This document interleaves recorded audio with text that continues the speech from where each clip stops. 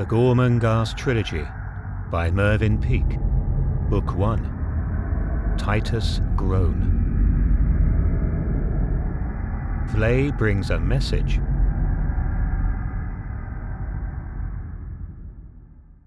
Autumn returned to Gormenghast like a dark spirit re-entering its stronghold. Its breath could be felt in forgotten corridors. Gormenghast had itself become autumn. Even the denizens of this fastness were its shadows. The crumbling castle, looming above the mists, exhaled the season, and every cold stone breathed it out. The tortured trees by the dark lake burned and dripped, and their leaves snatched by the wind were whirled in wild circles through the towers. The clouds mouldered as they lay coiled, or shifted themselves uneasily upon the stone skyfield, sending up wreaths that drifted through the turrets and swarmed up the hidden walls. From high in the tower of flints, the owls, inviolate in their stone galleries, cried inhumanely, or falling into the windy darkness set sail on muffled courses for their hunting grounds. Fuchsia was less and less to be found in the castle. As with every day that passed, the weather became increasingly menacing. So she seemed to protract the long walks that had now become her chief pleasure. She had captured anew the excitement that had once filled her when, with Mrs. Slag, several years before, she had insisted on dragging her nurse on circuitous marches which had seemed to the old lady both hazardous and unnecessary. But Fuchsia neither needed nor wanted a companion now. Revisiting those wilder parts of the environs that she had almost forgotten, she experienced both exultation and loneliness. This mixture of the sweet and bitter became necessary to her, as her attic had been necessary. She watched with frowning eyes the colour changing on the trees, and loaded her pockets with long golden leaves and fire-coloured ferns, and, indeed, with every kind of object which she found among the woods and rocky places. Her room became filled with stones of curious shapes that had appealed to her, fungi resembling hands or plates, queer-shaped flints and contorted branches. And Mrs. Slag, knowing it would be fruitless to reproach her, gazed each evening, with her fingers clutching her lower lip, at Fuchsia emptying her pockets of fresh treasures, and at the ever-growing hoard that had begun to make the room a tortuous place to move about in. Among Fuchsia's hieroglyphics on the wall, great leaves had begun to take residence, pinned or pasted between her drawings, and areas of the floor were piled with trophies. "Haven't you got enough, dear?" said Nanny, as Fuchsia entered late one evening and deposited a moss-covered boulder on her bed. Tiny fronds of fern emerged here and there from the moss, and white flowers the size of gnats. Fuchsia had not heard Nanny's question, so the little old creature advanced to the side of the bed. "Got enough now, haven't you, I caution? Oh, yes, I think so. Quite enough for your room now, dear. Oh, my poor heart, how unappetizing you are." Fuchsia tossed back her dripping hair from her eyes and neck, so that it hung in a heavy clump like black seaweed over the collar of her cape. Then, after undoing a button at her throat with a desperate struggle, and letting the corded velvet fall to her feet, she pushed it under her bed with her foot. Then she seemed to see Mrs. Slag for the first time. Bending forward, she kissed her savagely on the forehead, and the rain dripped from her onto the nurse's clothes. "Oh, you dirty, thoughtless thing! You naughty nuisance! Oh, my poor heart! How could you, said Mrs. Slag, suddenly losing her temper and stamping her foot. "All over my black satin! Oh, you dirty thing! You nasty wet thing! Oh, my poor dress! Why can't you stay in when the weather is muddy and blowy, You always were unkind to me, always, always!" "That's not true," said Fuchsia, clenching her hands. The poor old nurse began to cry. "Well, is it? Is it?" said Fuchsia. "I don't know at all," said Nanny. "Everyone's unkind to me. How should I know? Then I'm going away," said Fuchsia. Nanny gulped and jerked her head up. "Going away?" she cried in a querulous voice. "No, no! You mustn't go away!" And then, with an inquisitive look struggling with the fear in her eyes, "Where to? Where could you go to, dear?"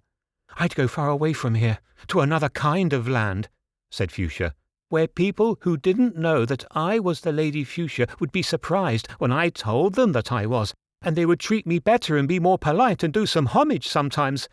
But I would not stop bringing home my leaves and shining pebbles and fugness from the woods, whatever they thought." "You go away from me?" said Nanny in such a melancholy voice that Fuchsia held her in her strong arms. "Don't cry," she said. "It isn't any good." Nanny turned her eyes up again, and this time they were filled with the love she felt for her child. But even in the weakness of her compassion she felt that she should preserve her station, and repeated, "Must you go into the dirty water, my own one, and tear your clothes just like you've always done, Caution dear? Aren't you big enough to go out only on nice days?" "I like the autumn weather," said Fuchsia very slowly. "So that's why I go out to look at it." "Oh, can't you see it from out of your window, precious?" said Mrs. Slagg. "Then you'd keep warm at the same time. Though what there is to stare at, I don't know. But there, I'm only a silly old thing." "I know what I want to do, so don't you think about it any more," said Fuchsia. "I'm finding things out." "You're a wilful thing," said Mrs. Slagg a little peevishly. "But I know much more than you think about all sorts of things, I do.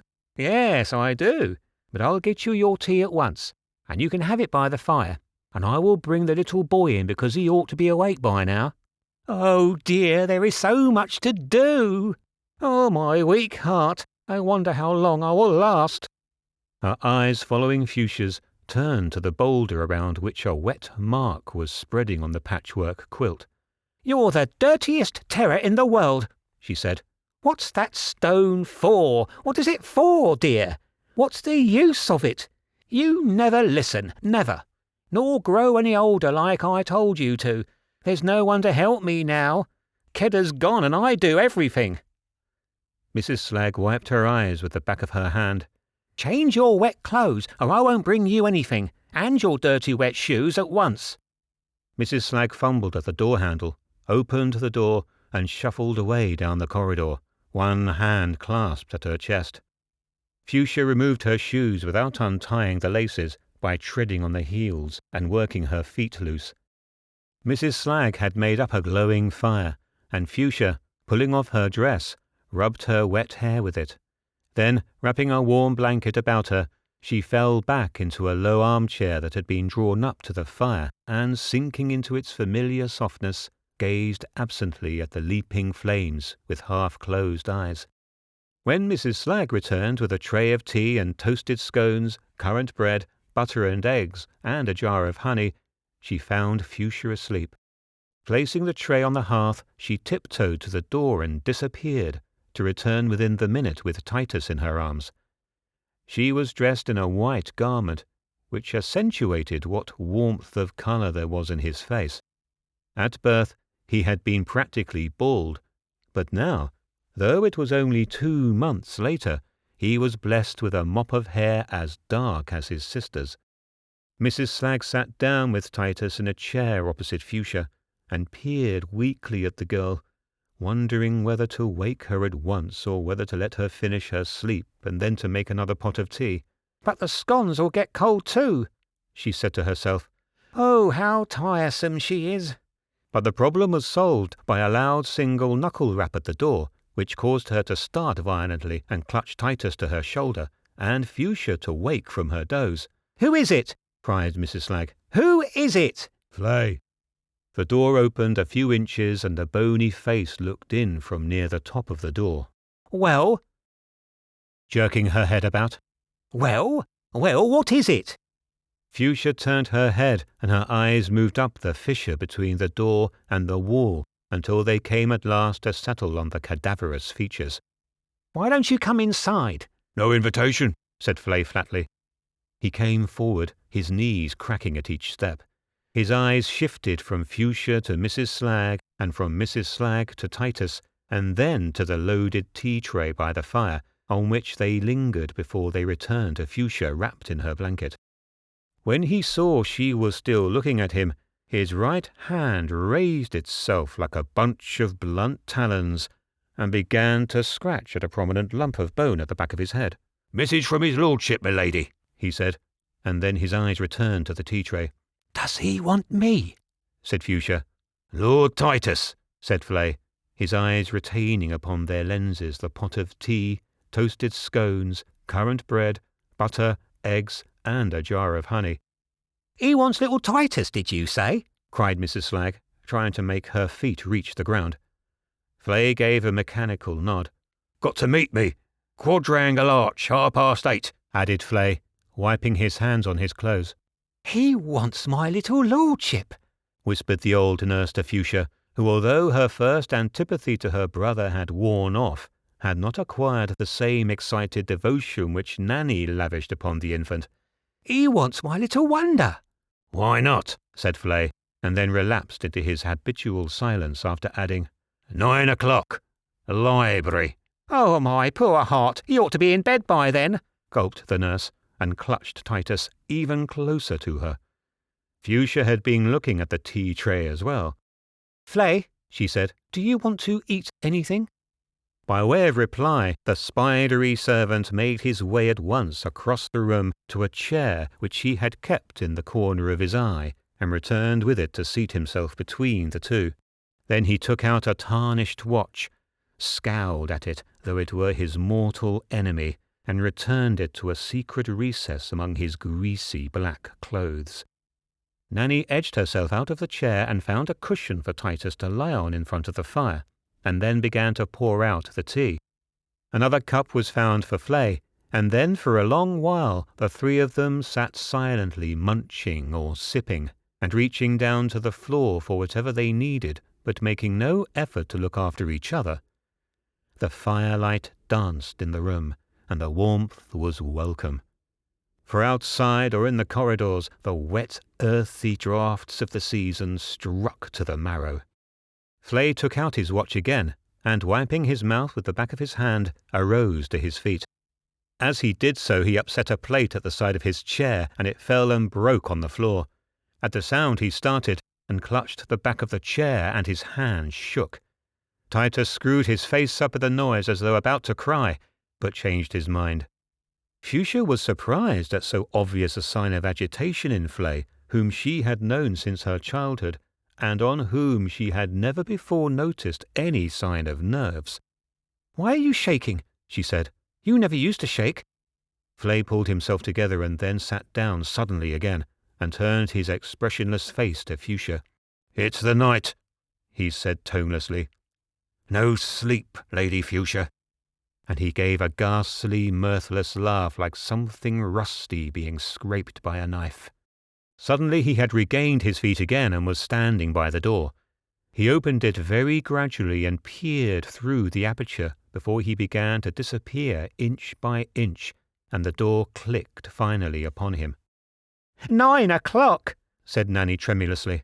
"What does your father want with my little lordship at 9 o'clock? Oh, my poor heart, what does he want him for?"